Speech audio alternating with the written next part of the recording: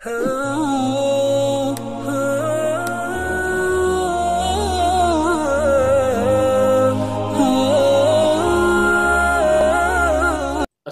علیکم ورحمۃ اللہ وبرکاتہ۔ نحمدہ ونصلی علی رسولہ الکریم، اما بعد۔ حضرات سامعین کرام، آج آپ حضرات کی خدمت میں ایک مسئلہ پیش کرنا چاہتا ہوں، اور وہ مسئلہ یہ ہے کہ قربانی کے جانور کی عمر کتنی ہونی چاہیے۔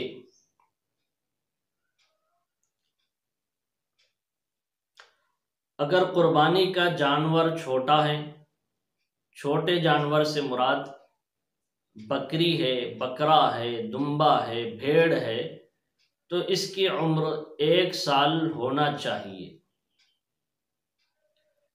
اور اگر 6 مہینے کا بچہ ہے تو وہ دکھنے میں 1 سال کے بکرے یا بکری یا دمبے کے برابر نظر آنا چاہیے۔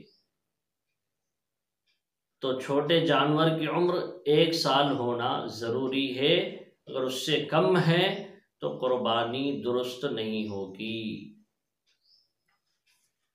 بڑا جانور ہے جیسے بیل، تو اس کی عمر 2 سال ہونا چاہیے، 2 سال سے کم ہے تو اس کی قربانی درست نہیں ہوگی۔